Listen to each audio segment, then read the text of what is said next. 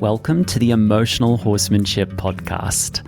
I am your host, Lockie Phillips, and I help deeply caring equestrians create emotionally balanced horses with science, empathy, and feel. This podcast is a safe place for anyone who desires a better future for horses and for the equestrian lifestyle. I hope that you will enjoy these solo and collaborative episodes where we enjoy a deep insight into our horses' worlds and ways in which we can make that better for them. If you love horses and are willing to do right by them, you're going to love this podcast. And I thank you for being here. Alexa Linton, in my opinion, needs no introduction, but she is my friend, my colleague, and been doing podcasts a lot longer than I have. She's been a huge inspiration to me personally. I've been lucky to collaborate with her on a clinic. I've even been there with her at some of her lowest moments and some of her highs as well. I'm really grateful for Alexa and her contribution to the equine service sector, and I'm so happy to present her here on the podcast in this conversation, which at times I almost forgot that we were recording. It just felt like chatting with a friend. Alexa, hello. Hi. This is a full circle moment for me because your podcast was the first podcast I've ever listened to in my life. And then you were one of the first, not the first, but one of the first podcastresses that invited me onto their podcast. So it's just like everyone scratching each other's backs. And I'm so honored to know you. But for those of us who don't know who you are, I'm going to start with a big question. Who are you? What do you do? And how do you do it? Oh, crud. Should have prepared for this one. That's good. A good question. Who am I? Constantly shifting. That is constantly shifting. I think that I am a very dynamic human being who greatly centers learning, growth, horses, obviously, animals in general, and justice. And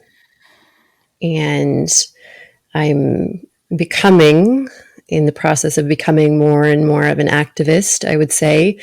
I am still at I would hope, very tail ends of my recovery from a big health event almost 2 years ago. That's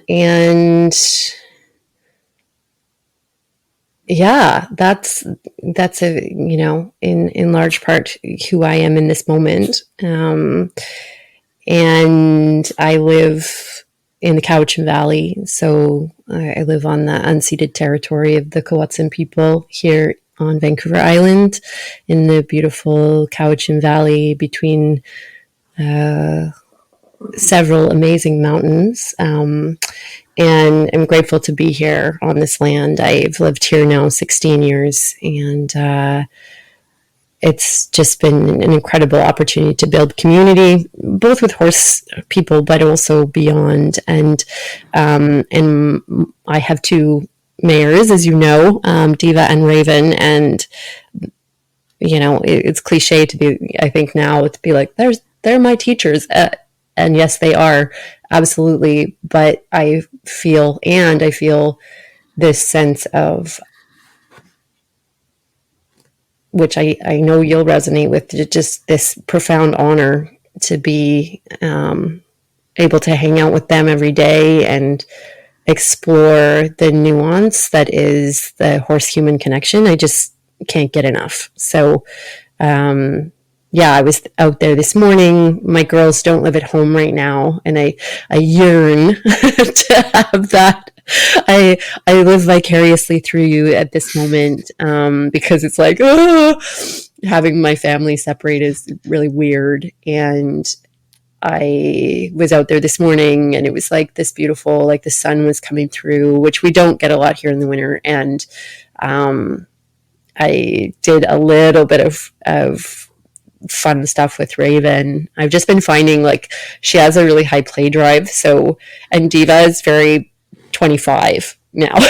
She's very like, I'm retired. I don't do that.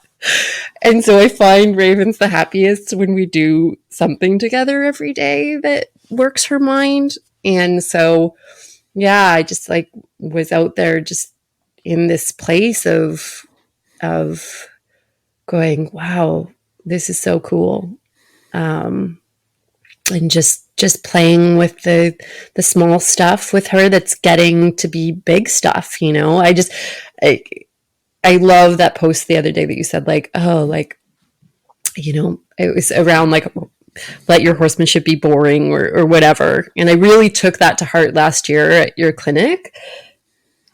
And it was like, I just love how that builds and builds and builds. Like, it's just this like brick by brick by brick, it becomes something like so cool. And then you have these moments of like, wow, something just happened that was just like so cool. And so, yeah, so that's me. I work in various spaces, as you know. I am what's out here called the osteopathic manual practitioner for humans, and I love that work. And I do some of that with horses as well. I co-instruct with Elise Miki in equine cranial therapy in a 3-level certification, and I run the Whole Horse Apprenticeship, and of course the Whole Horse podcast, and many dreams for the future. Some really cool stuff coming through right now that I'm pretty stoked about, that you kind of, have the inside scoop on. But that feels really neat to be rolling forward on as well, and mainly around horse spaces and environment as a huge piece of the puzzle when it comes to our horses. So, yeah. That's me in a nutshell here. A pretty beautiful nutshell. How long have you done the Whole Horse podcast for? We're in our 7th season, so 7 seasons. Yeah, so 116 episodes, I think now. Yeah. So take me back in time, back to Alexa of 7 seasons ago. Is that 7 years ago? Or yeah, that's 7 years ago. Take me back to the Alexa of 7 years ago, and you started thinking to yourself, I'm going to start a podcast, and I'm going to call this the Whole Horse Podcast, and to really be one of the first, even before Warwick Schiller really got his hands dirty in this world, one of the first who really tried to bridge the gap between horsemanship and this other stuff that's coming to the surface now, from esoteric practices to body work to thought leaders to game changers to paradigm shifters. You came from that world of riding and training and all of that, and you were really wanting to document in real time the transformation of this equestrian industry as it began at a grassroots level. So I see you as a maverick in that respect. I see you as a leader, and you are a leader in that capacity. But take me back 7 years ago to the Alexa of that time. Who were you then, and what got this all kicked off for you? Gosh, that's a grand question. My memory, I will warn you, my memory is a bit shite. Well, we take all the time we need to take to answer Yeah, the questions because I've got a handy little AI tool that can edit out any huge, long, obscure pauses after the fact. So amazing. you can really take all the time you need. This is a very like non-ableistic, very like friendly, chronic fatigue friendly space. So Excellent. yeah. Excellent. Yeah, sort of rewinding to that space. Let's see. So I was living on a farm with Diva at the time. I had been in some absolutely horrible relationships. In particular, a couple that were very abusive, and I had been involved in an organization that had blown up in my face with misogynistic, horrible things. And it was an organization that I was teaching. I was a teacher in, and it was like this. I think I'd been going on up until that point as like kind of oblivious white girl trotting through the world like, everything's good. And those moments started my journey into what is happening. Like something else is happening that I have just not even been looking at all. And there is these injustices occurring in front of me that are like so audacious that I can't even fathom.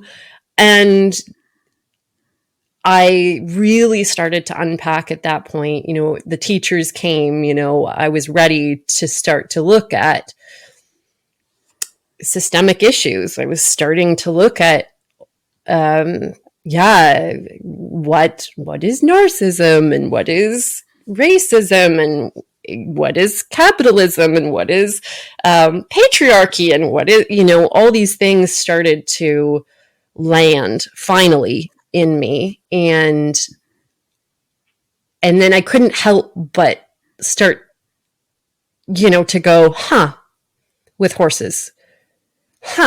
That is also happening with horses. My nervous system state as I'm being abused is just like what's happening for my horse. Oh I my had God. those things start to occur like in my face. Like I adopted a pony who was literally showing me in real time what was happening to me. And and in a very obvious like you can't miss this way. And so I just like there was no turning away at that point. And I'd been involved in lots of different horsemanship. Like I was that, that meme that goes around that's like, oh no, what did mom learn now? What clinic are we, like I was that meme, and I'd found some really beautiful ways of being with horses. And I was still carrying just so much anger, the places within me that I would lash out, that I couldn't, find my own peace. And so there was like these things, and all this while being an equine therapist, being an animal communicator, I'm getting the downloads, right? I'm getting these horses going, why am I being oppressed? Why am I being abused? Why this violence? What is happening? Why did my mom send me away to this horrible trainer and now I have this trauma? Like, I've worked with hundreds of horses that have gone through these things and that I've, been connected with, communicating with, and trying to find like, okay, where is my place in all this? But also like, where do I need to be so I can feel like I'm actually really showing up in the way that I want to be with all this information and with these things that are occurring in front of me? So yeah, I guess that was like the soup that I was cooking in at that point. And Super chaotic. It sounds like it was yeah, really it was chaotic. insane. That time in my life, like I joke, but now I'm like, that's not really a joke. I was like, my only routine in the day was like brushing my teeth in the morning. You know what I mean? Like that's kind of how my Wow. life was. It was like I was Relatable. traveling everywhere. I was teaching all over the world, literally Australia, um, Singapore, all over the world. And I was away most weekends and I was out, dancing and party. Like, yeah, it was going concern, right? But also there was this sense of, okay, what is up? Like, where do we find that space where you can just settle and find quiet? And also, it led me, I believe, to just this whole change. Like when you talk about, I'm trying to remember exactly what your post said. Maybe you can share, but like boring riding is something like that. And Mm-hmm, what was the mm-hmm. other side of it? Bombastic, Yeah, right. impatient, spectacular writing Spectacular. versus, Yeah, yeah, quiet, right. minimal, boring work. Yeah. Mm. I was at that time, look at me, like in all the spaces of my life, right? Um, so it was very intense. I can imagine like being an animal in my world was like a lot to be with. And that place, I mean, I'm glad that I went through that place. It's shown me so much. And then yeah, this sense of, okay, this is not the thing. Mm. This is not the thing, and it wasn't working for me in my personal life, Mm. and it wasn't working for me really in my horse life. I mean, it was on the outside, like I was with Diva, we were doing really cool things, there was lots going on, and yet I'm seeing now like this depth of connection. It's different, right? It's different. So that's I think where things begun. And I had also I'd always had this dream of like being a radio announcer. Like I always wanted to be. I listened to Tom Power on CBC and I'm like, I want to be like him. Like I literally will listen to his interviews and be like, how does he interview people? So that was like another thing for me. Is like I just love that, and I love talking about horses. I mean, like who doesn't love talking about horses? So to be able to, you know, message someone that I'm like they seem so cool, and be able to talk with them was like that's awesome.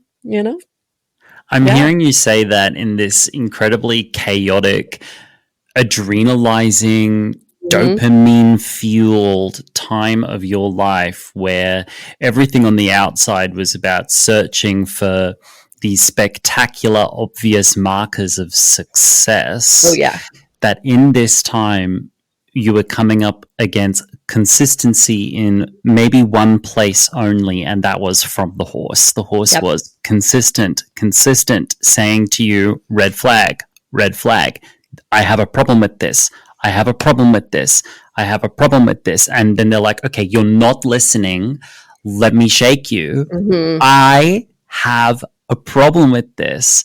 And then from there, it sparked this podcast, which has sparked a community around you as an extremely benevolent and trustworthy leader and a role model for a lot of people, frankly. And now you've got this apprenticeship that's been ongoing, and now you're taking the next steps in your career, which maybe you can share something later if you feel comfortable to share. Mm-hmm. But did the podcast give you a sense of clarity, consistency, congruency, structure back to your life so that the pathway forward became more clear for you? I would definitely say that was a piece of it, because it's a routine, right? Like, in one way, it's like, okay, to have a successful podcast, you need to actually like put podcasts out. So yes, Alexa, you need to sit down and do this thing that's hard. At the time, I was doing everything. So I was editing, and I was doing all the things for the podcast. And so it sort of, not only that got me into the routine, but also this sense of every podcast. And, I'm sure people who have been listening for a while have seen this. Like, I grew with every episode. It's like every guest that I talked to is like, oh, some little piece of wisdom or something clicked for me around what was going on. And so the podcasts from the beginning are very, very different to what they are now for me and what I ask people. And so there's been this evolution over that time. Both, like, I think of the Whole Horse podcast is, it's a representation of me and my journey, right? Like, the people that I bring on are very much like, I want to talk to that person about this. Like, there's that little like part that's very much about me and what I'm curious about and what's interesting to me. So if you want to know about me, like, listen to what I have on the podcast, because it'll give you like a pretty good indication of like, where I'm at in that space and what I feel is valuable to have a conversation about in this time, right? Yeah. It's so helpful to hear me see this, because as much as we try to be empathic towards others and understand other people's perspective, to actually hear from you in your own words what this has been like is hugely illuminating for me. And I haven't known you as long as some of your colleagues and clients have known you. So I'm sure that this is going to be illuminating for them too.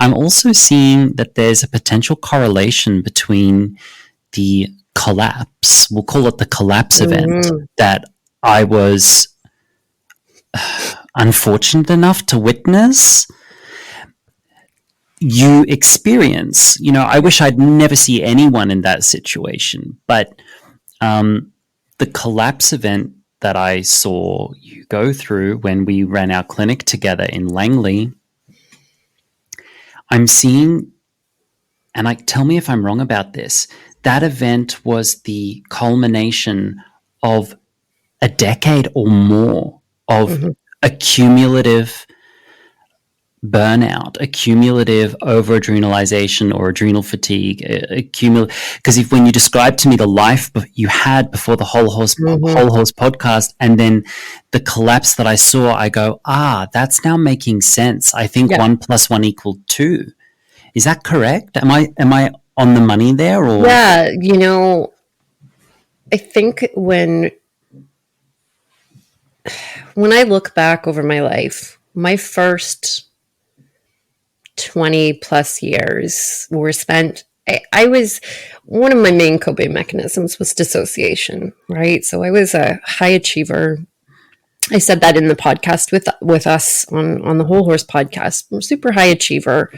And I did everything. Like I can remember when I was, 15, say I would have, I don't know, 6 soccer practices a week, 2 games, dance practice, horseback riding if I was lucky, and then any number of other commitments, sports council, whatever, right? So that was high school for me. And then I went directly into university for 5 years, where I pushed myself to the limit and also was very, involved in things again, and then going into my 20s, where I went straight into equine therapy school from university. I didn't have any, I had a summer, and then I went into a 2-year program, and then I went into most people take a gap year. Most people I didn't even know it was a thing, and I was like, I got to get on a thing, I got to get on a career. And so, and I can share that being an entrepreneur, like I know I don't need to convince you of this. Like it's a thing. It's really, really hard. It is And not for everyone. It it's is not not for fair. everyone. And I made a decision that was very outside of the cultural norm in my family. Like that was not a thing where there was any role models or even encouragement around that Yep. choice I was making at all. Yep. And so I doubted it for a really, really long time. I sort of had this battle going on between what I might call my higher self and my very physical self that was like, you need to do something normal with your life. So, there was just a lot there. I always just felt I had to prove like how good I was at it. Like, okay, I can be here if I prove that I'm the best at this. So as an equine therapist, it was like, I must be the best. Every client that I see must get better. And I will do anything to have that happen. And, like there was that sense of that drive in me. I must, make a bunch of money with this or whatever, right? Like all these things. So it became When drive becomes a disassociation tool. exactly, yeah. And I was much better at that point, thank God, at grounding and doing the practices. But there was still a lot of times where, I try to think back to my childhood and I don't remember anything. Like it's crazy. Like I don't, I don't remember stuff at all. And it's to me, it's not like, oh, you were super traumatized. It's like I just wasn't there. It just wasn't there. And I'm a high sensitive human, like very high sensitive. Attempting to live in a, shall we say, capitalistic world, Capitalistic hellscape. Let's call it what it is. Hellscape. I had to bury a lot of that sensitivity to be, I don't know what sort of functional in that time. So yeah, my burnout started in high school. That was when that pattern began. So yeah, we're talking what, like 30 years, like long time, right? So by the time that event happened with you, it's like my body was like, you know what? Like so many things. You said something earlier that like made me almost fall off my chair. You said something like, I've got to get on the thing. This like almost abstract drive in the core of your bones that says, get on the thing, whether that thing is a horse, whether that thing is a competition, whether that thing is a podcast, a job, a study, a client, or whatever. You've got to get on the thing, thing. And it's like a lot of people think disassociation is like eyes going crossed and spacing out and like doing nothing. You can drive yourself so hard that your soul like exits your body as you drive. And it's fascinating to discover what happens when we break the illusion, stop the madness, and literally say, stop. Yep. Just stop. That was my genesis story with emotional horsemanship. I was that voice once upon a time when I taught my first ever lesson. It's because I saw this egregious stuff, people just having that feeling of get on the thing. And I just walked in there and said, okay, everybody just stop. And to this day, all of my posts, all of my techniques do exactly that. Okay, everybody stop. Let's think about what we're doing here. Let's take it step by step. Let's make sure that what we're doing is what we want it to be at each step along the way, and that we're bringing the horse with us in what we do. It's fascinating to find out what happens when you get there. And though I don't want to re-traumatize you too heavily on a really, really horrible part of your story, what is it like now on the other side of near-death experience, collapse, serious health concerns, the construction of a hugely successful business, and now that you're on the other side of that and you're finding this expansive sweetness built on a stop, what is that like? now? Because I'm not asking for me, because I know that there are people out there who are Mm-hmm. wanting to know what it's like. Yeah. Is the grass greener on the other side?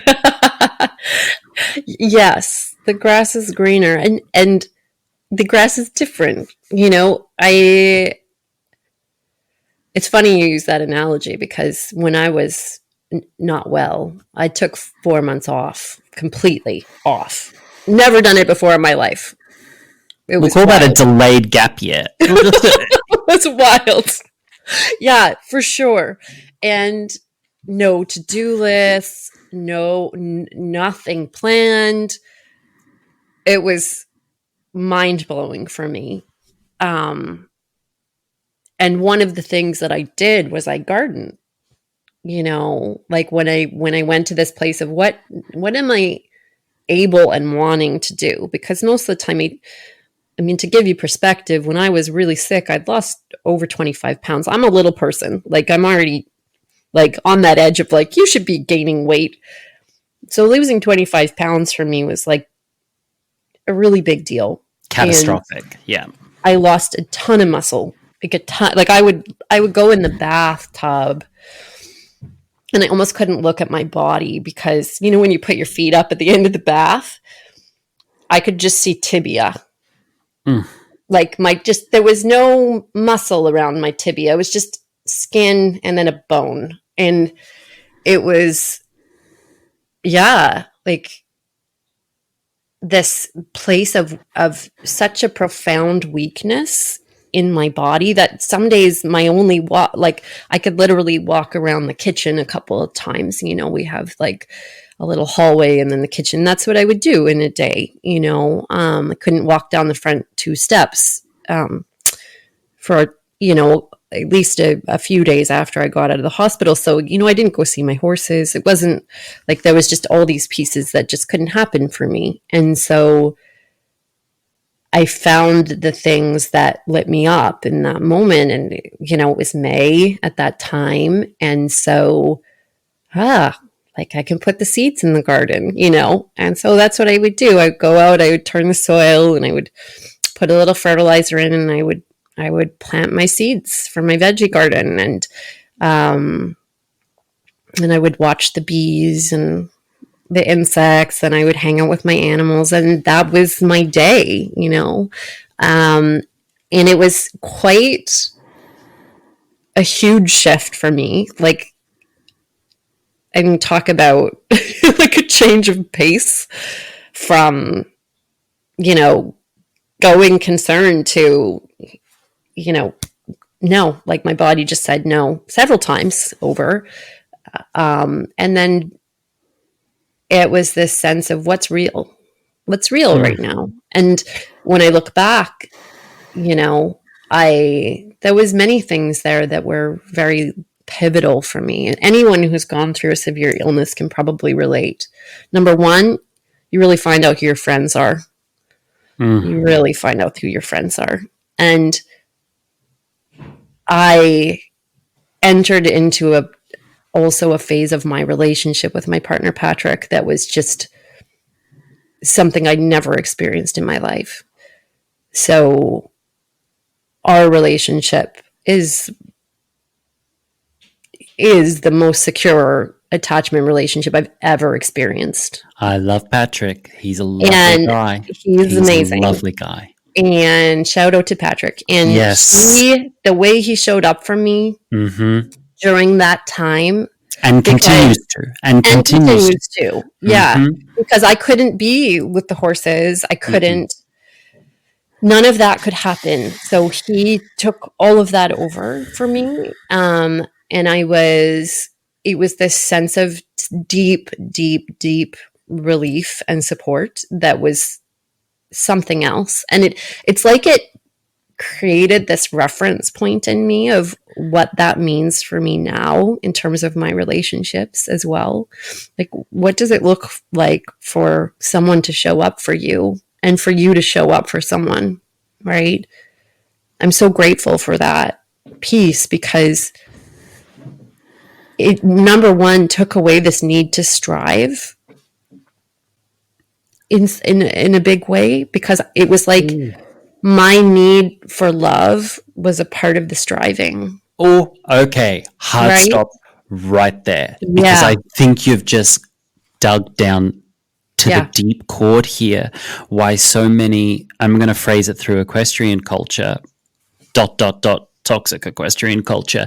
This hustle and grind and drive to strive, to achieve, to show, to be spectacular, to be all those things is potentially for some people, what I'm hearing you describe is potentially for some people, not all, describing their deep hole in their heart, in their soul, that is missing secure attachments, is missing a sense of peace and reliability in not only themselves, but in their immediate vicinity with the people that they're in. And you see so many equestrian environments are like this. How many of us have been in a horse riding lesson where we're screamed at? That's not secure attachment. No.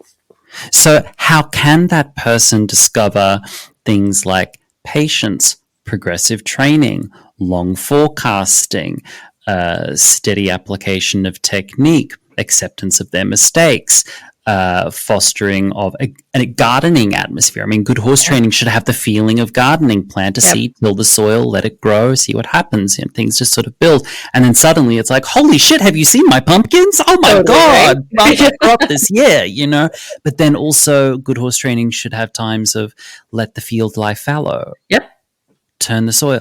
This seasonal attitude, which is actually why we have been so successful with horses for 10,000 years, because it was always seasonal, because we had no. And so you just touched on something that I think so many people will understand, and I certainly resonate with, is that on the other side of hustle, drive, the striving, which also includes a lack of fundamental listening, a lack of empathy, a lack of awareness, and disassociation through hustle. On the other side of that, we have the bumbling bees in the garden. Yep. Vegetables, secure attachments, green grass, and patient, progressive, real growth. Yeah. Sustainable, real growth. Let's take a break.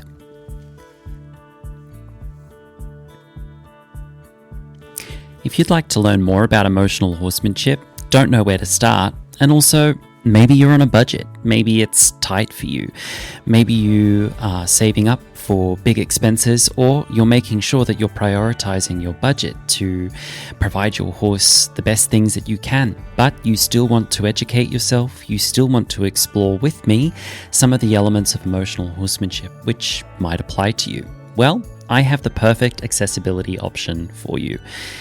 The Emotional Horsemanship Video Library. I call it a video library because a lot of people don't know what a Patreon is, but Patreon is exactly that.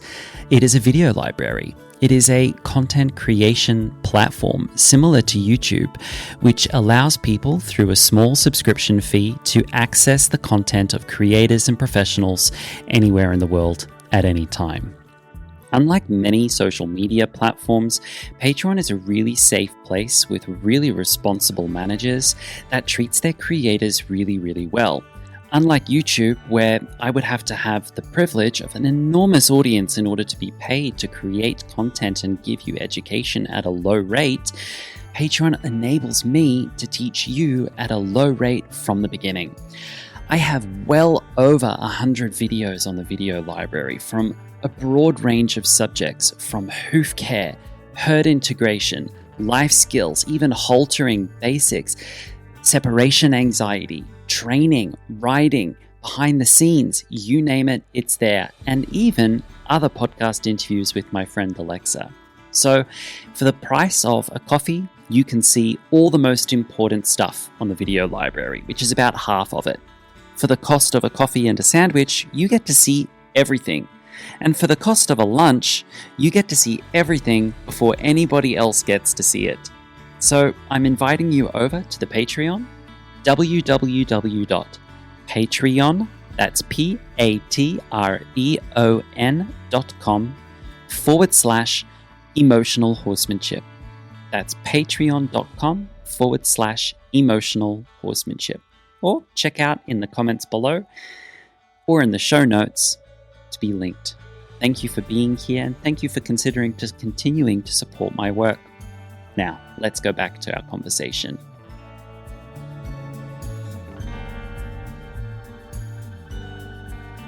Yeah. And the craziest part about this is it's fantastic. You know, like I was striving so hard for happiness previously in all these different ways and trying to find out, oh, is it under this rock? Is it here? Is it here? Is it here? And then just this sense of, you know, well, sometimes like my life is a little like I laugh. It's a little bit like Groundhog Day-ish now. You know, it's a little like, okay, like we wake up, the routines are similar. I prioritize sleep. I prioritize good nutrition, exercise. So I'm out in nature, moving. And yeah, every day looks like pretty similar. Like there's stuff, you know, there's like different visits with different good friends or, you know, maybe a dance out every now and again till a reasonable hour, but it's really different. And then there's this part of me that goes, how am I feeling about this? And it's like, yeah, like it's good. This is good. It's the shit. It's the shit. I mean, I've had moments like that lately, especially since we've got like a good spell of good weather lately. Good enough that my neighbor came to take fertilizer today from our sodden farm. But I've worked really hard all day, up to 50, 60 people a week I'm working with at the moment, which is a pretty high volume. Like imagine like a horse riding center where one instructor delivered lessons to 50 to 60 people a week. That's kind of the volume that I'm dealing with, but then I'm fully supported. I go outside, my horses are happy. I have a delightful, civilized, quiet training with them. And they're like, cool, is that all? And I'm like, They're like, all right. And they go back to their life. I'm like, good, see you later. And like, it's just divine and it's quiet and it's peaceful and it's like, and they're building, you know? Yeah, and exactly. I so relate to what you're talking about. And I'm so happy for you that you're there in this space. Yeah, it feels amazing. It really does. Because if I relate back to that time, you know, even 7 years ago, that's a different human, you know? That's a different human. And I do believe, and I'm sure you sort of share this, it's like we die numerous times in a lifetime, especially if we're change makers, especially if we're people who value growth, then this is a natural process for us to, you know, shed the skin, find a new, you know, version of ourselves waiting there. And I think the health event for me was in large part that. I mean, there was other pieces to it, and obviously it was really scary. And it, you know, it was the ultimate shakeup. The ultimate shakeup. I mean, you don't get big, well, maybe you do, but like it was really something for me to, I mean, it's wild that was the thing that sat me back on my heels. You know, a really driven person, but it's like, okay, this is what it's going to take. And it did. And even now, my commitment to the slow, the steady, is, yeah, it's not receding. Like it's there. It's like, okay, this is my boundaries. This is what I'm doing in a week. This is how it looks. I say no. If that's even people where I know that they're dealing with a lot, and this is what I need in my space, and with my energy levels. It's been a huge shift for me, you know, to prioritize not just myself, but this sense of my well-being, so that I can share this work. You know, this new idea is from that space. You know, I think I built my other business sort of seeking out, please come and work with me, listen to me, do the things with me. It was an outward experience on a lot of levels. I want to build something that is like, here I am. If you want to come, you've called your body home. You've called yourself home. Yes. Yeah. That's the feeling that I'm working with it through the whole piece is like, am I there?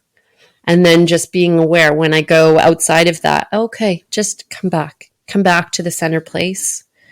And it's lovely to build it from that because it's so organic. It's like the garden, right? It's like, ooh, what's gonna come up? What's gonna show itself? I found someone to do the logo, and it's just like the perfect match, and just these like little, boop, okay, there's that. Oh, that's cool. Oh, that gives me inspiration for this next piece. So the feeling, and I think that's what our horsemanship can be as well. I know that that's what our horsemanship can be as well. Yes, it's thoroughly modern what you're describing. I try to keep my finger on the pulse of pop culture, not because I'm a pop culture fiend, but because often we will see displayed in obvious and clear ways in pop culture what's occurring at a deeper level and a deeper shift in that society at that time. It's the English literature major in me from way back, So Ariana Grande released a new song called Yes And I love this song, not because I'm an Ariana Grande lover, but because the message in it is of our time. And she has this little spoken phrase in it where she says, what's mine is mine. My energy is yours.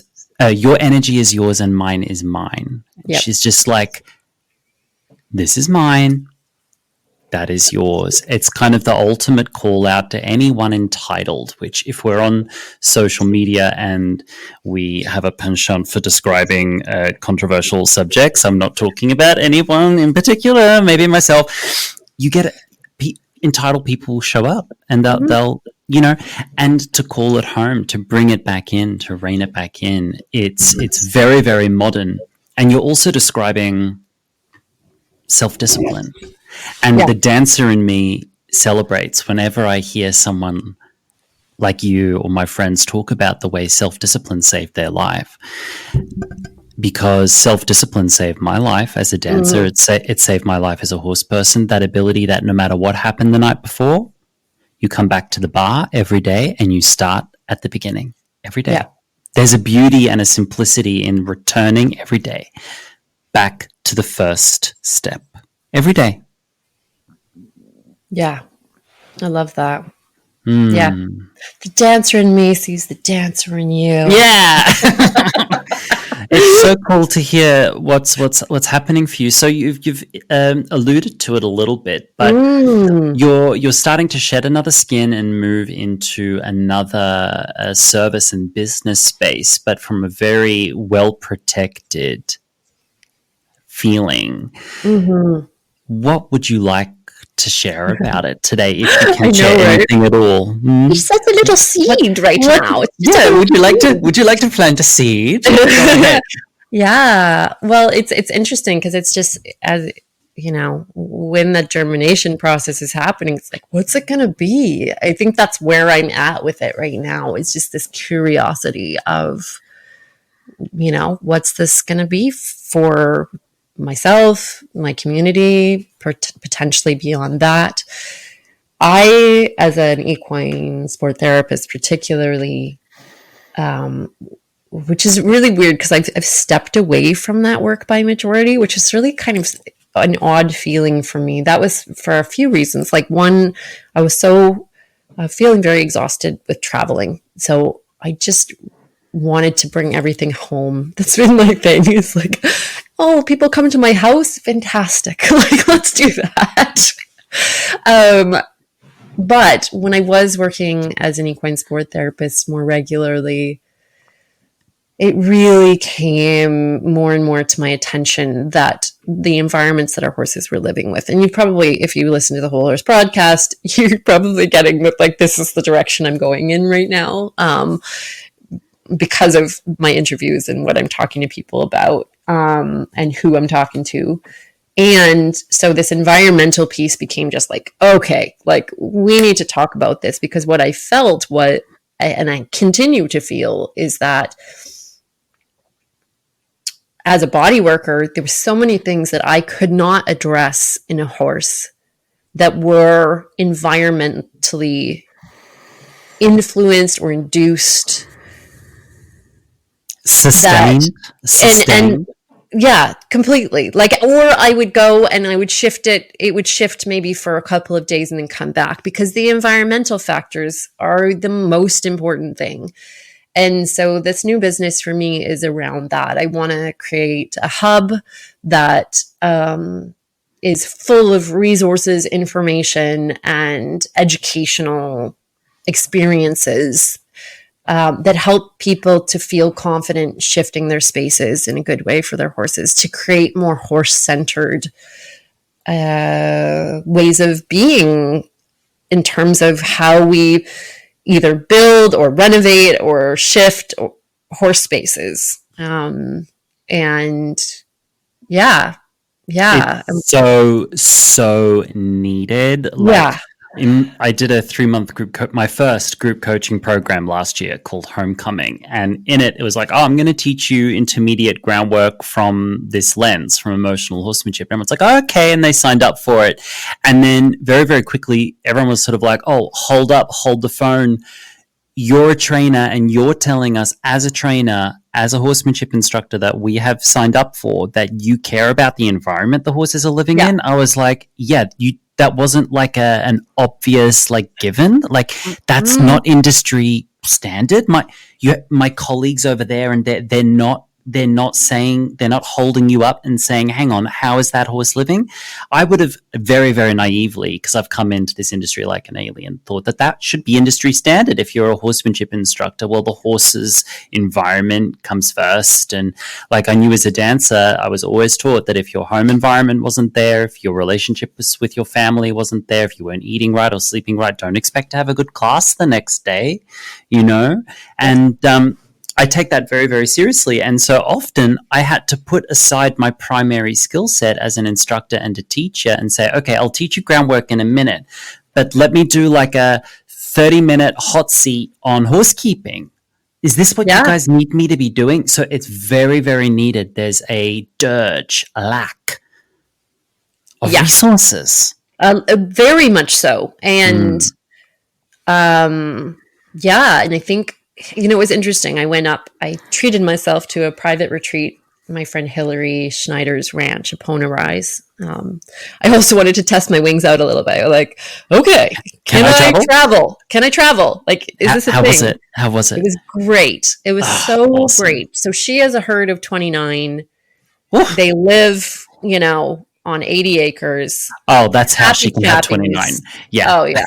Yeah. You have to have 80 acres if you've got that many. So it was so interesting, though, for a few reasons, because I was asking all these questions about this new business. Like, I was like, okay, like I was there in part because, okay, let's unpack this and see what this wants to be, and what better place to do it than with this herd of horses from all over the place, from so many different scenarios, some from very abusive backgrounds, some from the wild, some in their 30s, all across the board, right? So one that really stuck out for me was a horse that had come from a facility in Vancouver that is, like, when you say it, you just think stall, tiny paddock, sterile ground, no friends, electric fencing, and, out for an hour a day for work, and that's it. So that's across this area. That's just the thing. So he comes up to the ranch for his retirement, and he never really lived, like he'd been a hunter jumper for 17 years. He'd been at work for 17 years. They didn't know if he'd even been with horses previous to that. Well, lo and behold, he went into their elder herd of 7, I think, and he is now the very, very benevolent leader of that herd. He's built his horse language. He's built his social skill set to a point where he is a really beautiful leader of this particular elder herd. And the cool thing about it is, so she, of course, is in communication. This is an owner that is boarding him there. So she's in communication with this owner and telling her, oh my gosh, and sending her video of the integration and all these things.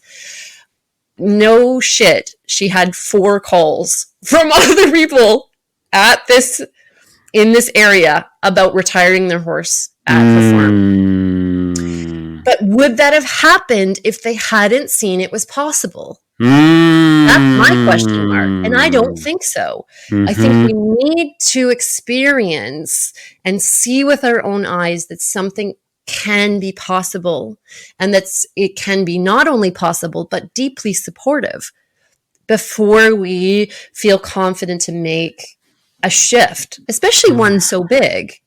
And so when she told me that, I was like, oh man, okay. Like, so I'm planning, of course, to the UK to see the track systems. I'm planning these things, even around the island. I want to go and do facility tours. And I'm going to go see Kathy Sierra, of course, and do the whole Washington thing when we come and see you in May, because and so I want to actually take video and talk to people about what has been their process. What are the elements of this?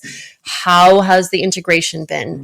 These are the things that people get nervous about. And like, that's something that I'm really stoked to bring, is like, this is totally possible and so supportive of the things that you're wanting to already do with your horses. This is the thing, right?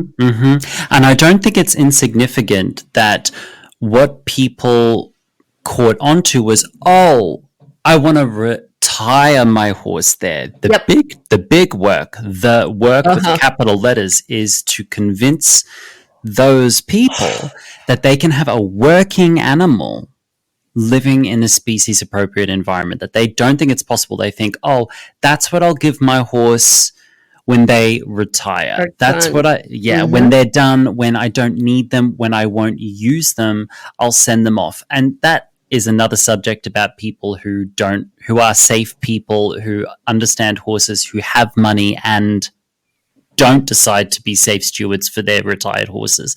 I find that whole other conversation, which I don't want to piss off too many people by saying something I don't mean right now. But that's a whole other conversation. Maybe we can circle back to that at another date as stewards of older horses. But that's really where the work's going to be done. And I'm hearing you describe that you have the intuitive understanding that all it's going to take is a few role models for the snowball effect to start growing. And it's already beginning. But like the early adopters of this, like Beth Ann at a Gawsworth track livery has had the most rough journey to where she is right now.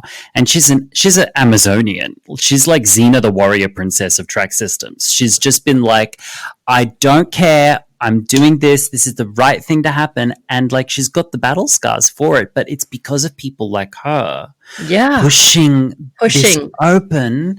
Because it's because of her that I was like, I want to do the same thing. Right? Yeah. Totally. So however I can help you within my limits, within boundaries, I'm in.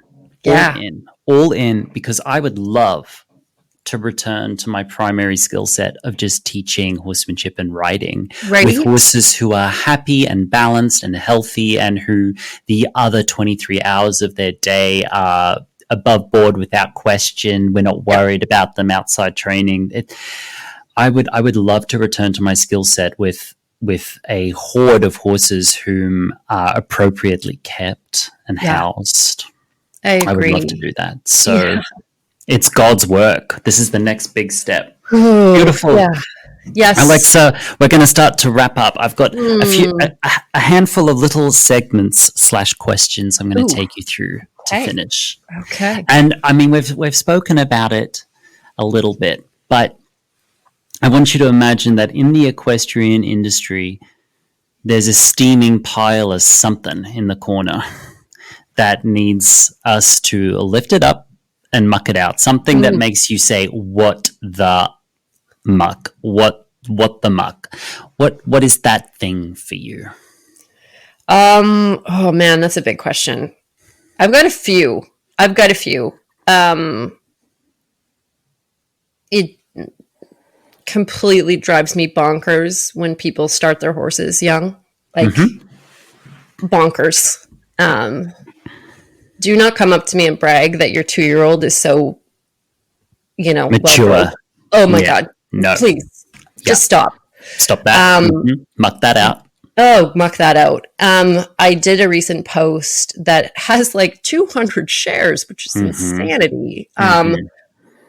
Chronicling my collapse event, and with a comparison to what occurs in horses, which essentially I named 2 specific trainers and things that happen. One actually magazine and one trainer that I saw 2 very specific but similar things happening, and was like, okay, like, what the fuck, guys? Can we move past this? Like, it really got me to a place of, first of all, just rage. Like, I raged for, oh my God, like I 3 love rage. days. Rage is so helpful. Yeah, it was like, and then from that rage, I was like, okay, what do we need here? And a part of it was, okay, we need education. Like, a lot of people don't know what they're looking at when they see a picture like that. They go, that's fucked up, but they don't necessarily know why. And so when I saw this post sort of going viral, I'm like, yeah, for a lot of people, this is a really important clicking point to know that when we see a horse in collapse, that is a trauma response. That is a moment for us to say, this isn't okay. And even prior to that, hopefully, it takes a bit to get a horse to that place. So hopefully before that, we can step in and say, this is not okay. So, this shift that's needed there for me, I would love to see, one day, hopefully it's a long way down the road when I pass, that this way of training horses is done. Out. Yes. We just don't, it's not even a question. It is a criminal act. Yes. It's not done, Yes. Because if it was done to a dog, people would be liable for criminal prosecution. And yet for a horse, not only is it accepted, but it is put front and center. It is celebrated. It is laughed at. It has huge money behind it. I mean, I tried watching episode 2 of Yellowstone on Netflix and had to turn it off because I was feeling nauseous. And I thought, how many people had to greenlight this message? How many thousands of people and how many millions of dollars was poured into putting the plain old systemic abuse of an animal front and center, and the people associated with it, and then glorifying it in this sort of romantic vision of the American West? I thought, no, shame on them. We should all know better. Like, I think we should cancel culture. That's something I want to muck out, because by canceling these people, we become one of them. We have to actually engage them with critical discourse and say, okay, I'm gonna need you all to stop and turn on our thinking brains for a little sec and just let's just think this one through, because if you really thought that through a few more extra dots, you'd actually arrive to the conclusion where we need to be. And it was something like, I actually wrote letters to. Yes. Because for me, that was a way of moving it through. But also like, hey, let me just be clear about what it is that's happening. Do better, and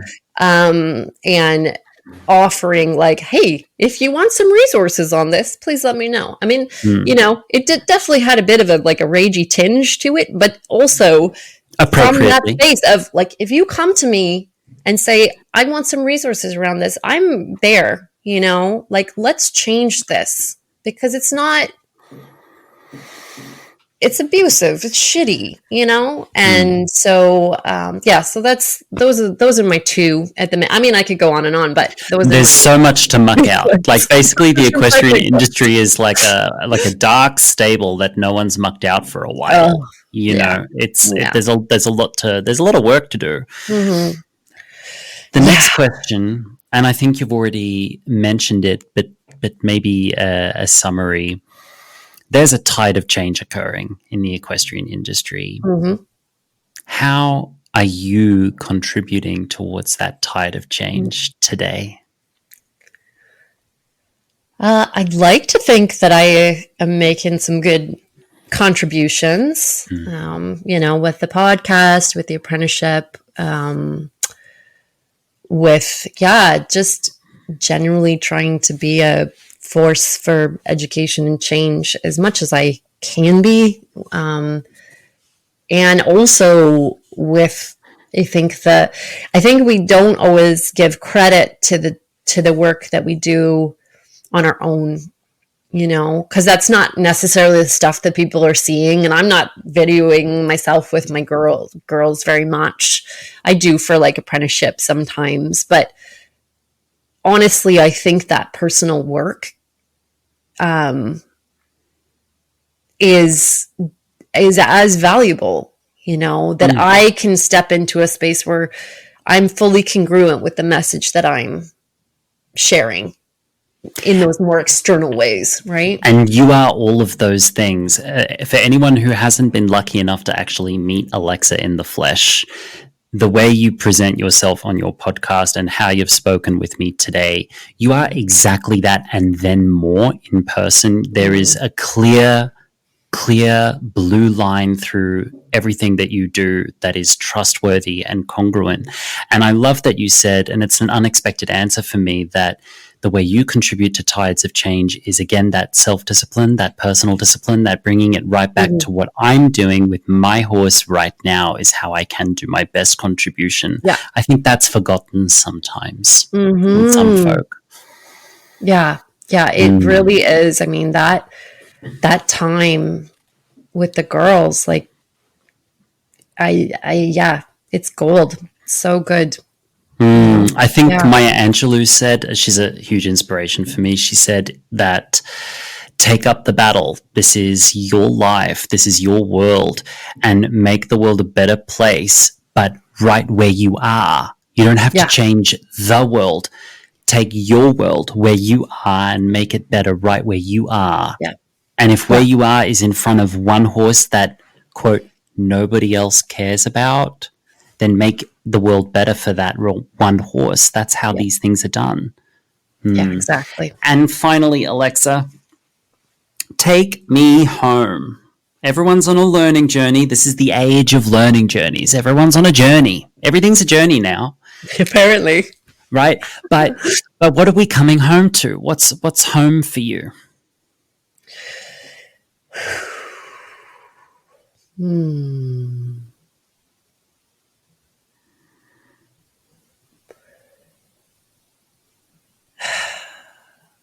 That's such a good question. That sigh, I think you've just given it to us. That feeling. It's a feeling. I mean, it's like, for me, I've realized home is just this state for me of feeling over myself, of feeling grounded, and it's cliche, like presence, yes, but this sense of like, I'm in my body, I'm here, I'm experiencing the small things, the beautiful things, the hard things, and I'm staying with it, and I just love that. Like, what a beautiful way to be in the world, Yeah. Alexa, perfect. It's perfect. Thank you so much. You're going to be a recurring guest, I hope. Yay, yes, absolutely. We'll do it. We'll do it both ways. It's going to slice both ways. I'm so grateful that you're here, that you're healthy, that you're thriving, and that you're dreaming again. I was so worried when you were unwell. I thought, we can't, not now at the tide of change, we can't lose a leader like Alexa, because your contribution to what you're putting out there, but also to lose someone like you, it's egregious in my opinion. But I'm so glad that you're here, and thank you for coming on my pod and for talking with me today. And I'm grateful for you. It's such an honor. Thank you for having me. So excited for you. Thank you. Thank you. Yeah. Okay, I'm going to stop recording now. You've been listening to the Emotional Horsemanship podcast. I am your host, Lockie Phillips. Thank you for listening. That was our guest, Alexa Linton, one of my friends, one of my inspirations, and I'm so glad to see her doing so well and look forward to our future collaborating together. Be sure to check out the show notes if you want to learn more about Alexa, and if you want to learn more about emotional horsemanship, please go to emotionalhorsemanship.com. And I'll see you on the next episode.